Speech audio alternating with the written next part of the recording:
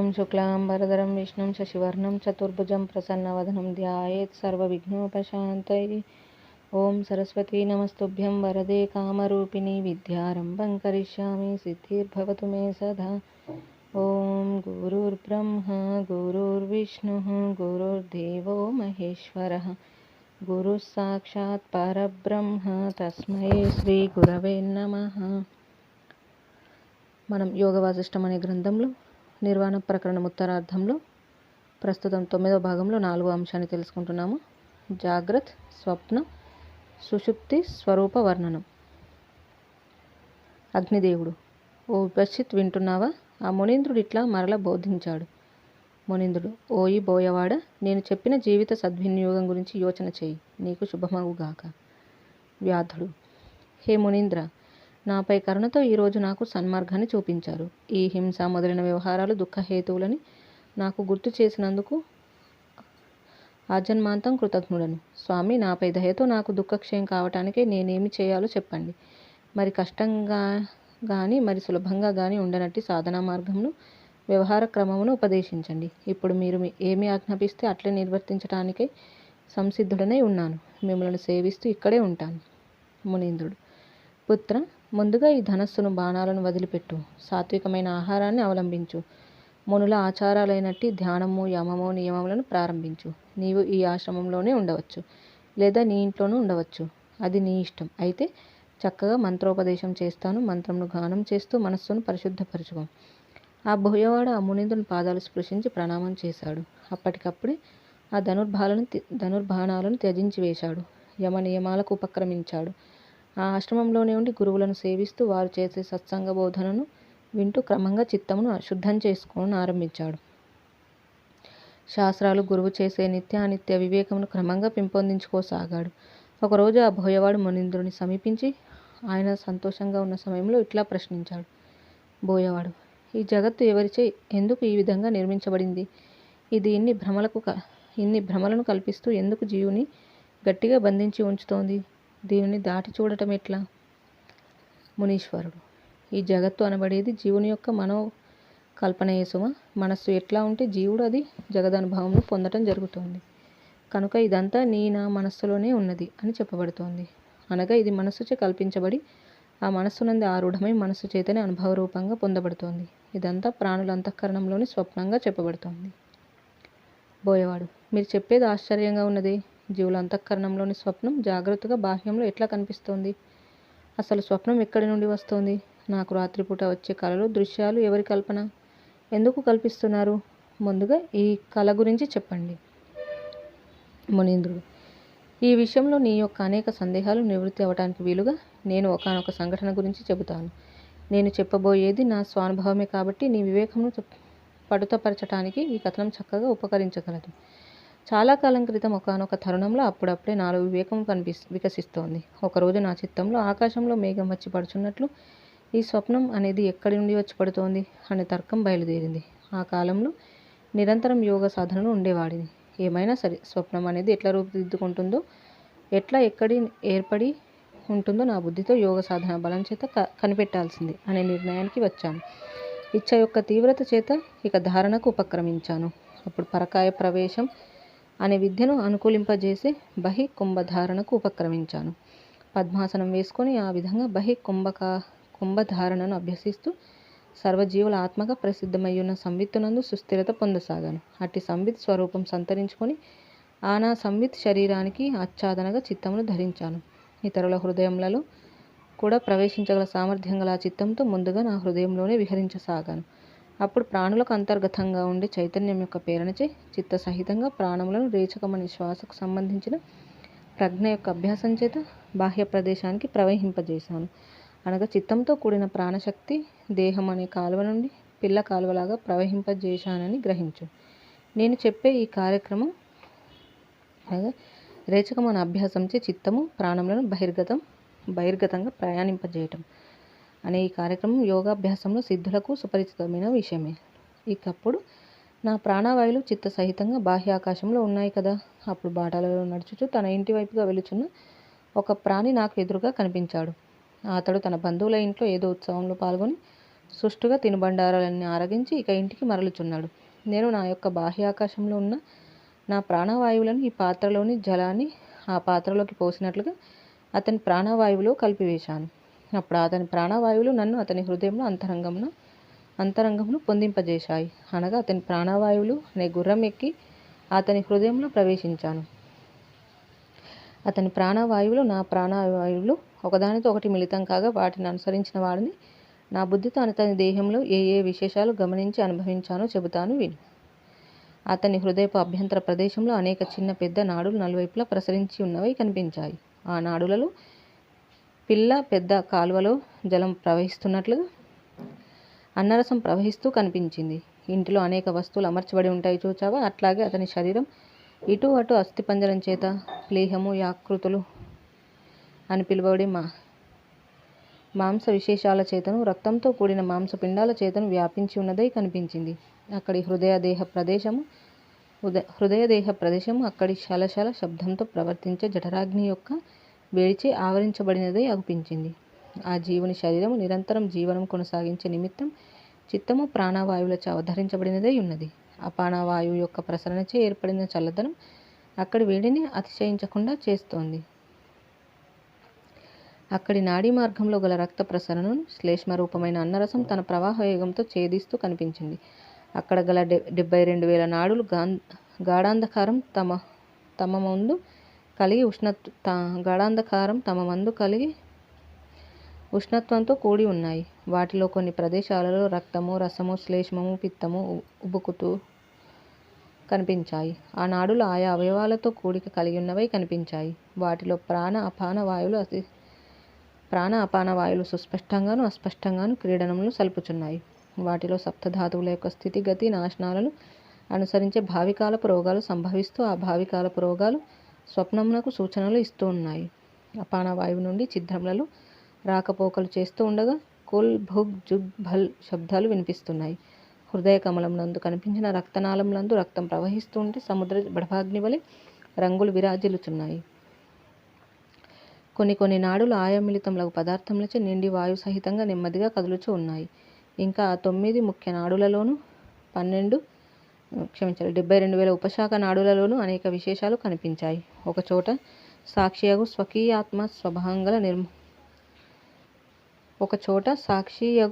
స్వకీయాత్మ స్వభావంలాగా నిర్మలంగా ఉన్నది. మరొక చోట నిశ్చల చిత్తంలాగా సౌమ్యంగా ఉన్నది.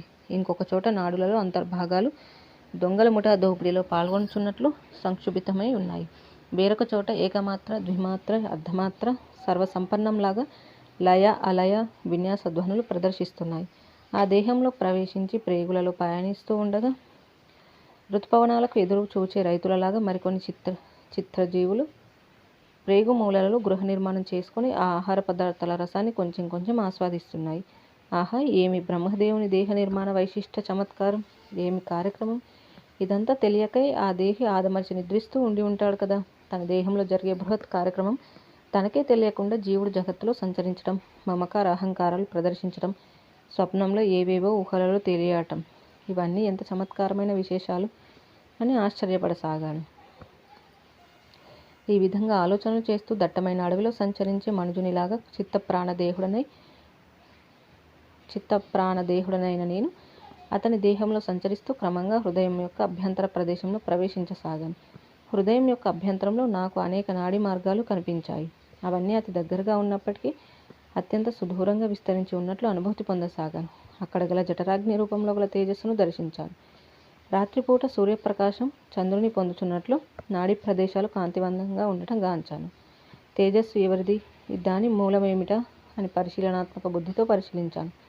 ఆహా, ఆ తేజస్సుకు ఆధారమై జీవుని సత్తా నెలకొని ఉన్నది కదా అని బుద్ధితో గమనించాను. ముల్లోకాలకు దర్పణం వంటివాడు, ముల్లోకాలలోని సమస్త పదార్థములను ప్రకాశింపజేయువాడు, సర్వ వస్తువులందు సత్వస్వరూపుడై సర్వదా వేంచేసి ఉన్నవాడు అగు జీవుడే తన చైతన్య చమత్కారం చేత ఇక్కడ తేజోరూపుడై వెలయుచున్నాడని గమనించాను.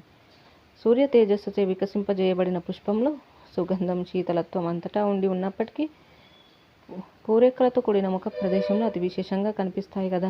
అట్లాగే శరీరం అంతా వ్యాపించి ఉన్నప్పటికీ జీవుడు అక్కడ నాకు కనిపించిన తేజస్సుగా విశేషంగా ప్రకటనమగుచున్నట్లు అనిపించింది.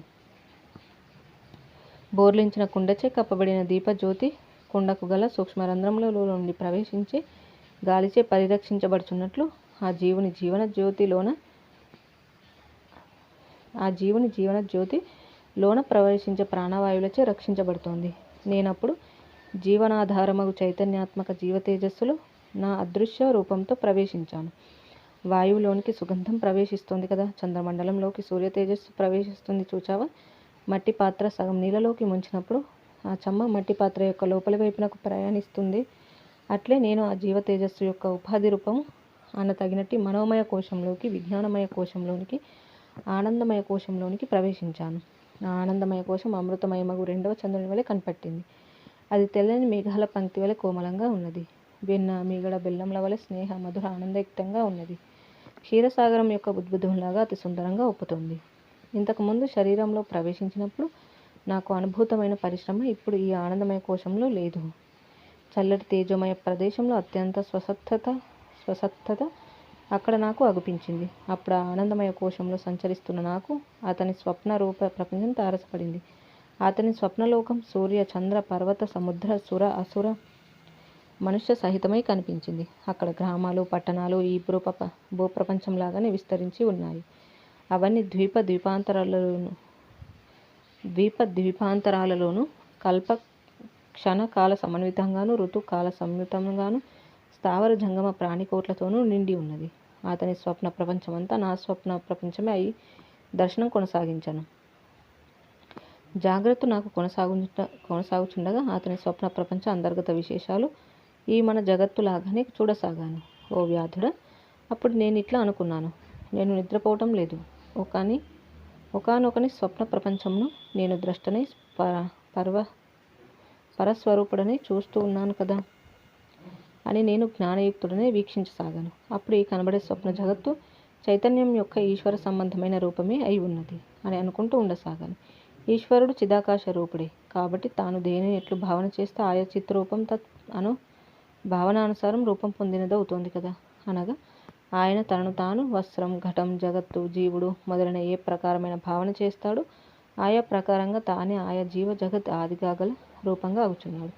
ఒకడు తన సత్స్వరూపం త్యజించకై స్వప్నంలో తన యొక్క ఊహచే స్వప్నారూపం అంతా దాల్చుచున్నాడు కదా.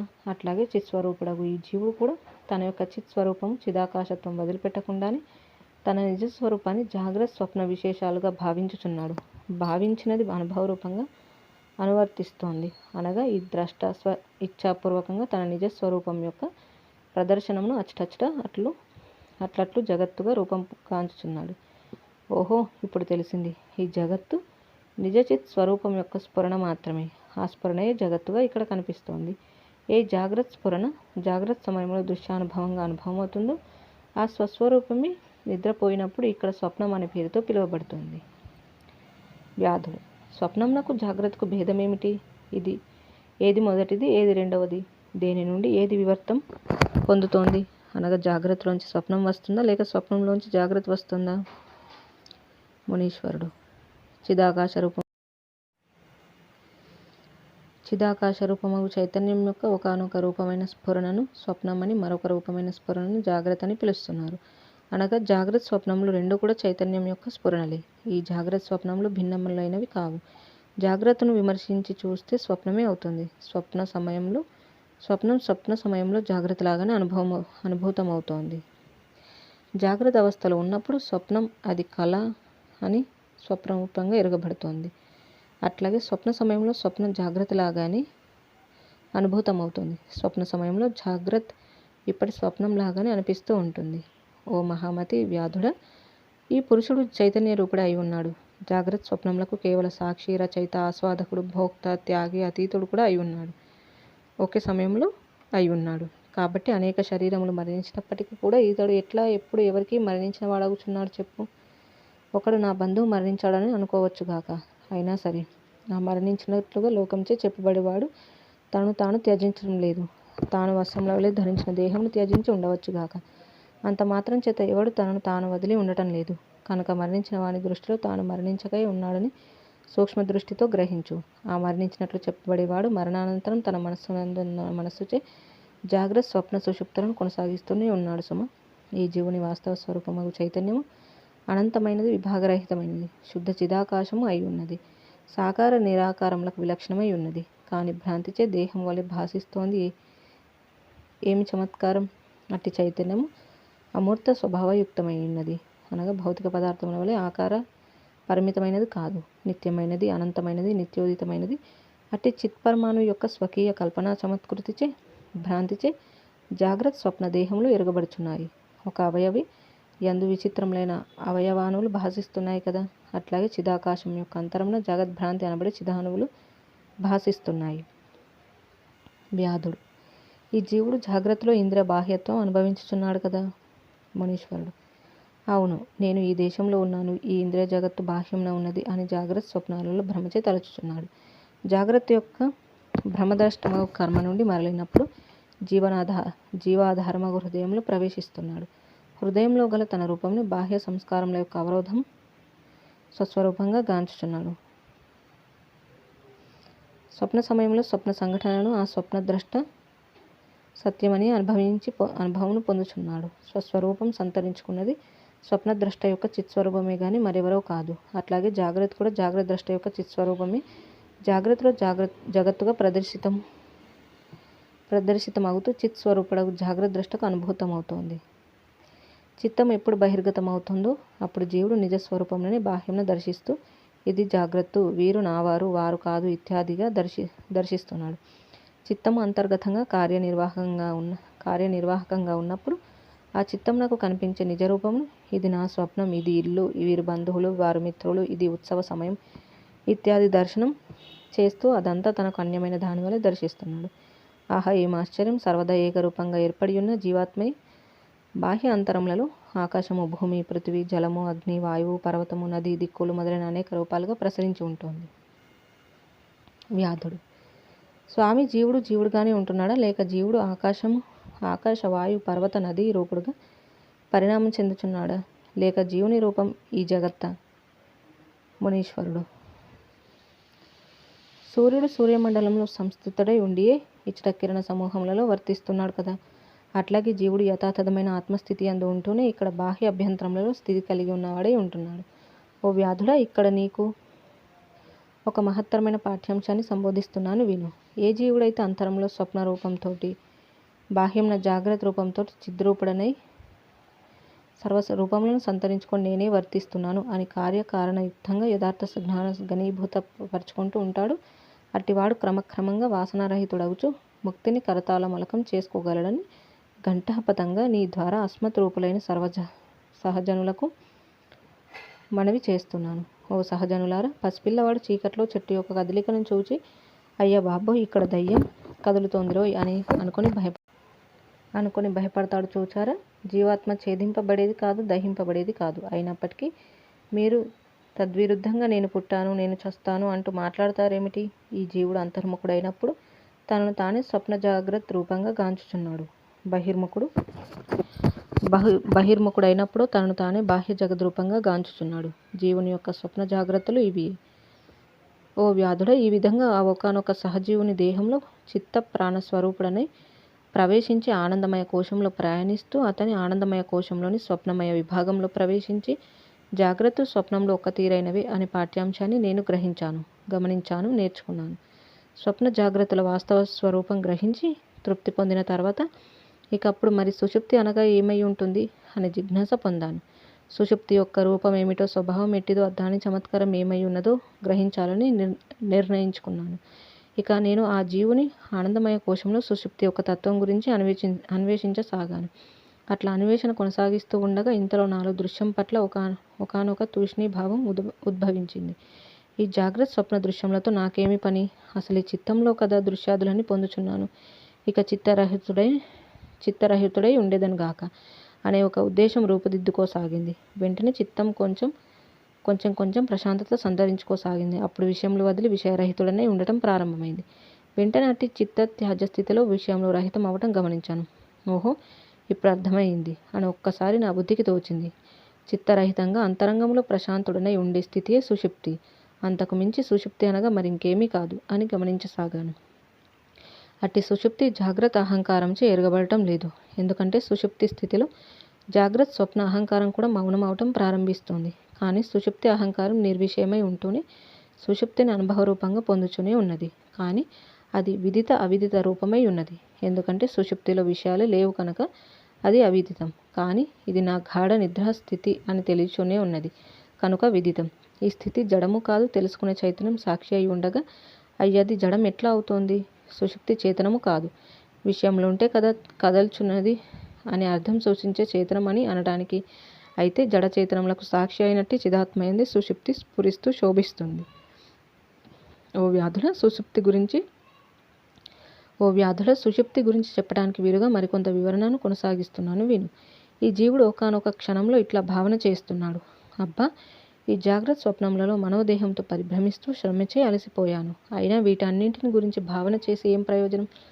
ఇక చాలు, కొంచెం సేపు అన్ని ఆలోచనలు కట్టిపెట్టి ఆలోచన అనే పరిశ్రమను త్యజిస్తాను. చిత్తరహితుడనే ప్రశాంతంగా ఉండేదను గాక. ఈ ప్రకారంగా అనుకుని సర్వసంకల్పములను త్యజిస్తున్నాడు. అప్పుడు అతని అనుభూతి గాఢ నిద్రాకారమై ఉంటుంది. ఆలోచనలు అనే కార్యక్రమం నుండి ఆదమర్చి ఆలోచన రాహిత్యం అనే స్థితిని స్వయంగా సంతరించుకోవటమే సుషుప్తి. అంతకు మించి సుషుప్తికి వేరే రూపం ఏదీ లేదు. ఈ మనుజుడు ఇప్పుడు నేనేది ఆలోచించను, అన్నీ వదిలి నాలో నేను ప్రశాంతుడనై ఉంటాను. అనేక రూపంలో అనే శ్రమను వదిలి ఏకరూపుడనై ఉంటాను అని ఎవడైనా అనుకొని సమస్త ఆలోచనలను త్యజించి ఉండటం అభ్యసిస్తూ ఉంటే అట్టి మనుజుడు జాగ్రత్తనందు కూడా అట్టి గాఢరూప సుషుప్తిని స్వయంగా అనుభూతమనర్చుకోగలడు. సుషుప్తియే ఘనీభూతం పొందినప్పుడు నిద్ర అంటున్నాం. కొంచెం విక్షేపంచే శైథిల్యం పొందినప్పుడు స్వప్నం అంటున్నాం. ఇంకొంత శైథిల్యమైన సందర్భంలో జాగ్రత్త ఏర్పడినదై ఉంటుంది. తురీయం. ఓ వ్యాధుడ, ఆ విధంగా సుషుప్తి యొక్క స్థితి రూపములను గ్రహించాను. జాగ్రత్త స్వప్న సుషుప్తుల స్థితిగతులేమిటో గమనించాను. అయితే ఇక ఆ తర్వాత తురీయం అనగా ఏమిటి అనే ప్రశ్నకు వచ్చాను. మహాప్రయత్నశీలమైన బుద్ధితో తురీయావస్థ యొక్క అన్వేషణ చేయసాగాను. ఎంతో సంచరించాను. కానీ ఏం లాభం? చీకటి ఉన్నంత వరకు వెలుగు రూపం ఏమిటో తెలియదు కదా. అట్లాగే అజ్ఞాన నాశకమగు శుద్ధ సమ్యజ్ఞానం సంపాదించుకున్నంత వరకు తురీయ స్థితి యొక్క రూపం ఏమిటో కొంచెం కూడా లభించదు. ఈ ప్రపంచం యథాతథంగా ఉండినప్పటికీ ఇదంతా కూడా సమ్యక్ బోధచే విలీనమైపోతుంది. అనగా ఒక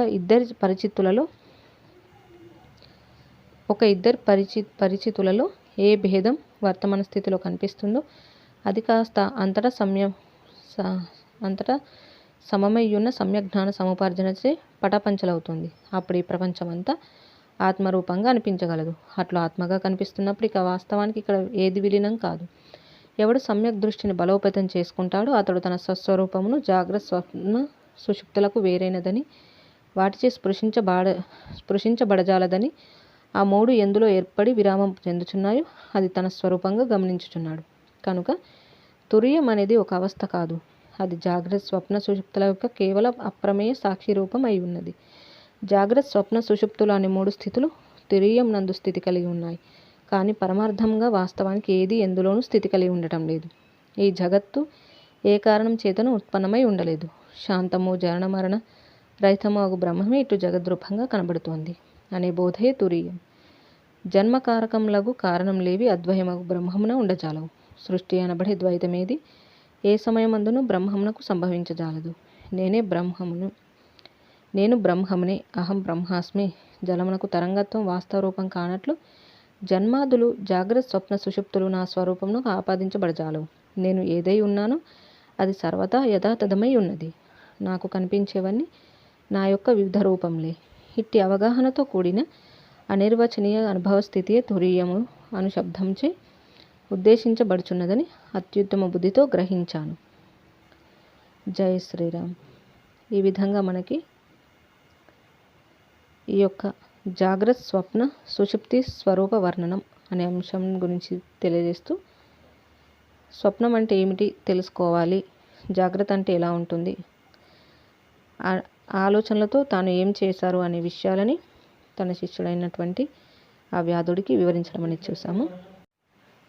ఇక తర్వాతి అంశము 5. చిత్త సర్వాత్మకత్వం.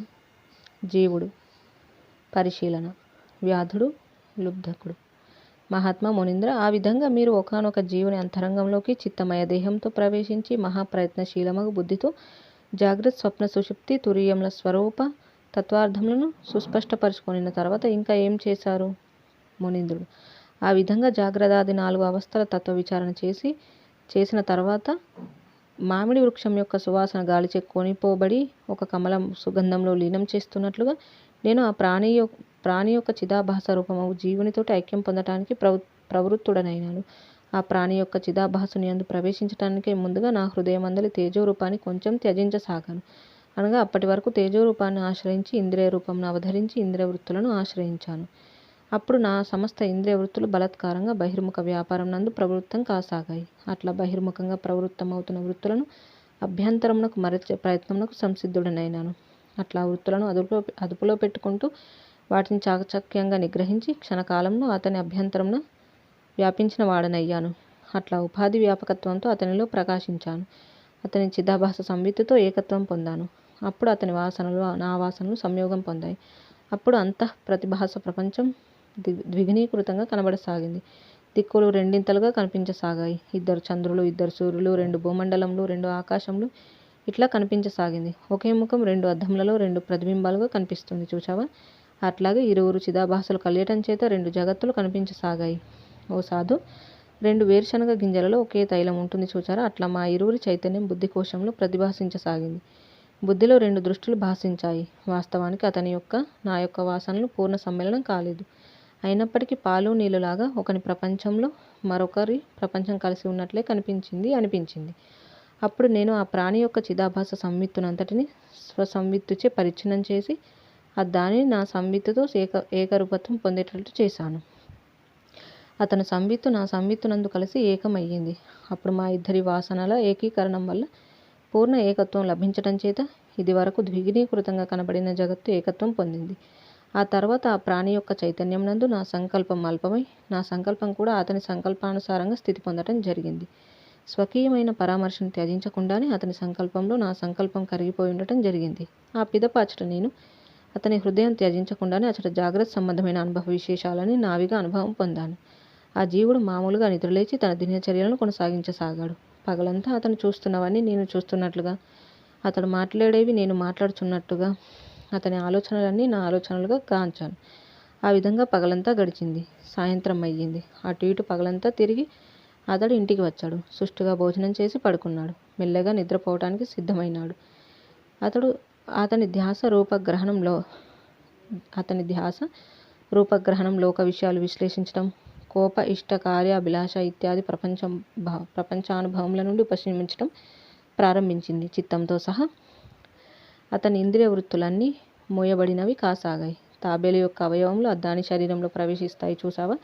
అట్లాగే అతని ఇంద్రియ వృత్తులు అతని హృదయ కోశంలో ప్రవేశించాయి. కళ్ళు నెమ్మదిగా మూసుకున్నాయి. అతని వృత్తి కళ్ళ స్థానం నుండి వెనుకకు మరల్చబడి హృదయస్థానంలో ప్రవేశించింది. అతని శరీరం క్రమంగా నిష్క్రియంలై మరణించిన వాని అవయవముల వలె తయారైనాయి. అతని శరీరం బాహ్యానికి చిత్రలేఖనంలోని మనుజుని వలె వ్యాపారరహితం అయ్యింది. అప్పటిదాకా నేను కూడా అతడు జాగ్రత్తలో ఉన్నంత వరకు అతని ఇంద్రియ వృత్తులు నావిగా భావించి అతని అనుభవములను నేను పొందాను కదా. ఇప్పుడు అతని చిత్తమును అనుసరించడం కొనసాగించాను. అతని చిత్త వృత్తితో అతని ఇంద్రియ గోళములను త్యజించి ఆయా నాడీ మార్గముల ద్వారా అతని వెనుకకు మరల్చబడిన చిత్తవృత్తులను అనుసరిస్తూ అతని హృదయంలో ప్రవేశించాను. అతని చిత్తం బాహ్యానుభవాన్ని ఉపసంహరించుకున్నది. అభ్యంతరంలో గల జీవ తేజస్సులో ప్రవేశించింది.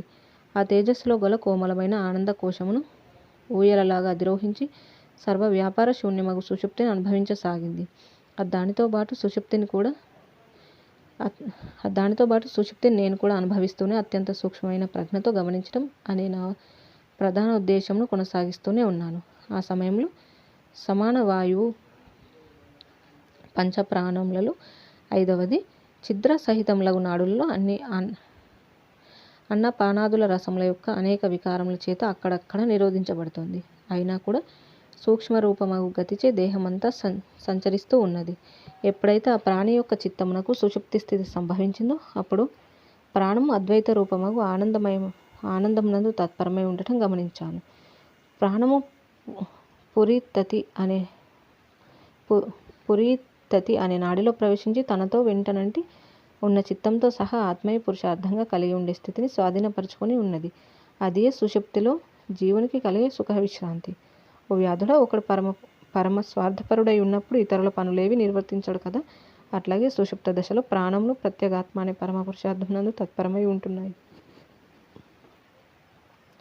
అందుచేత ఆ ప్రాణములు ఇంద్రియములు అనే పరవస్తు కార్యక్రమం ఏది నిర్వర్తించడం లేదు. నిర్తిశయానందమైన స్వాత్మ-సత్తమయం అగు సుషుప్త సమయంలో జీవచైతన్యం కేవలం నిర్తిశయానంద రూపంతో ప్రకాశిస్తుంది. అట్టి సుషుప్త దశలో విక్షేప దుఃఖాదులేవి కొంచెం కూడా భాషించటం లేదు. జై శ్రీరామ్. ఈ విధంగా చిత్త సర్వాత్మకత్వం అనే అంశాన్ని గురించి వివరించడం చూసాము. ఇక తర్వాతి అంశం 6వది, మనస్సుకు వేరుగా దేహమే లేదు. శ్రీరాముడు: హే మహర్షి, సుషుప్త దశలో మనస్సు ప్రాణములకు అధీనములై ఇంద్రియాదుల గురించిన మననం ఏమాత్రం చేయటం లేదు కదా. మరి ఆ మనస్సు జాగ్రత్త దశలో ప్రవేశించినప్పుడు ఇంద్రియాదులను ఎందుకు మననం చేస్తోంది? వాస్తవానికి ప్రాణం కంటే మనస్సు అనబడే వేరైన రూపం ఏదీ లేదు కదా. ప్రాణాలు లేని చోట మనస్సు ఉండదు కదా. మరి ప్రాణము సుషుప్త దశ నుండి జాగ్రత్త దశకు వచ్చి దృశ్య మననం ఎందుకు చేస్తోంది? శ్రీ వశిష్ఠ మహర్షి: ఓ రామచంద్ర, ఈ దేహము నిజంగా ఉన్నట్లుగా స్వానుభూతం అవుతున్నప్పటికీ వాస్తవానికి దేహం అనబడేది లేదు. ఎందుకంటావా? అధిష్టాన సన్మాత్రమును వేరు చేసి చూచామా? ఇక దేహం, మనస్సు, ప్రాణం మొదలైనవన్నీ లేనేలేవు. బంగారం లేకపోతే ఆభరణం ఎక్కడున్నది? అధిష్టాన సన్మాత్రం ఉండి ఉన్నప్పుడు ఇక తదితర మనో ప్రాణ దేహాదులు ఉండనే ఉంటాయి. బంగారం ఉన్న చోట ఆకారం కూడా ఉంటుంది కదా. జలమును ఆశ్రయించిన తరంగత్వం ఉండనే ఉంటుంది కదా. స్వప్నంలో పర్వతం ఉన్నట్లుగా అగుపించవచ్చుగాక. ఆ పర్వతం ఎక్కడున్నది? అట్లాగే ఈ దేహం అనబడేది మనస్సు యొక్క కల్పనా వ్యవహారం మాత్రమే. ఇక మనస్సు ఆత్మకు కల్పనా వ్యవహారమై ఉంటుంది. కాబట్టి మనస్సు నుండి వేరు చేసి చూస్తే శరీరమే లేదు. అట్లాగే దృశ్య విషయం కూడా స్వప్న సృష్టాదిలో దృశ్యం అనబడేది ఉత్పత్తి అవటానికి కారణమే లేదు. కనుక ఆత్మకు వేరుగా దృశ్యం లేనే లేదు. దృశ్యమే లేదు కాబట్టి చిత్తం అనేది కూడా లేదు. మరి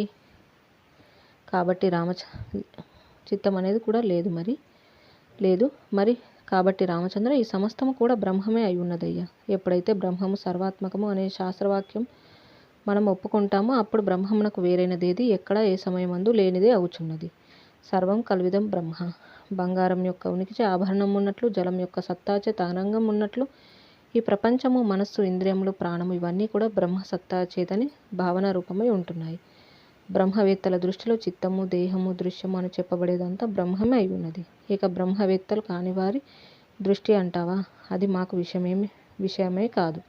ఎందుకంటే వారికి ఈ దృశ్య మనో జగదాదుల పట్ల క్షణమొక రకమైన అభిప్రాయం పుట్టుకొస్తుంది.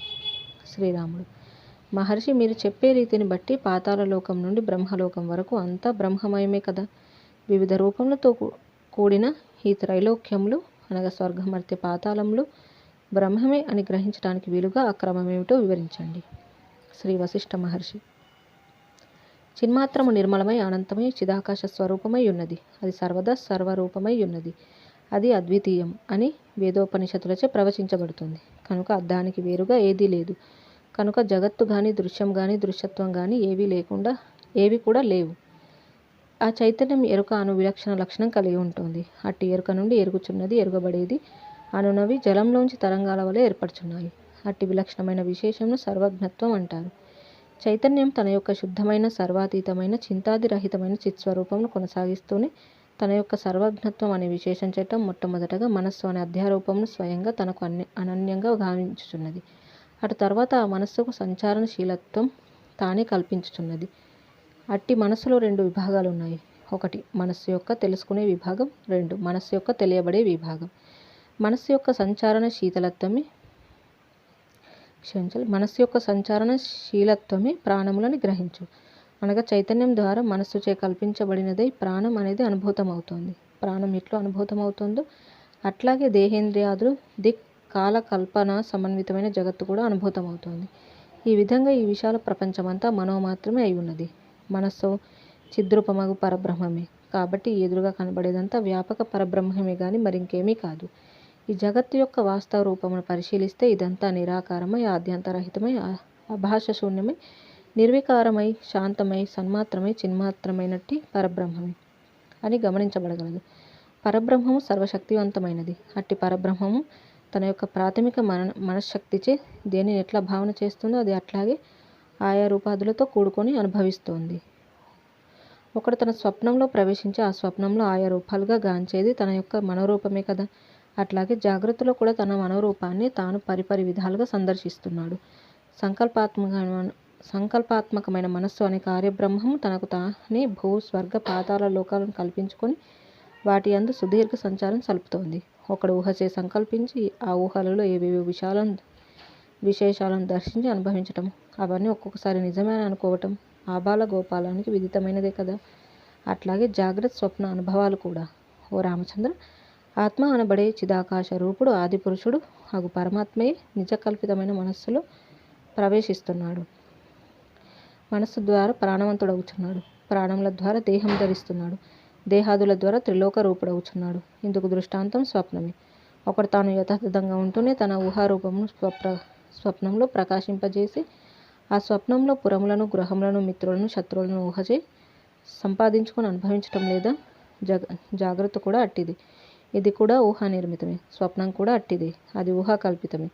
జాగ్రత్త సంకల్పాలచే రూపుదిద్దుకుంటోంది అని అనటానికి స్వప్నమే మనకి ఇక్కడ దృష్టాంతం. జై శ్రీరామ్. ఈ విధంగా మనకి మనసుకు వేరుగా దేహం అనేది లేదు అనే విషయాన్ని వివరించడం అనేది చూసాము.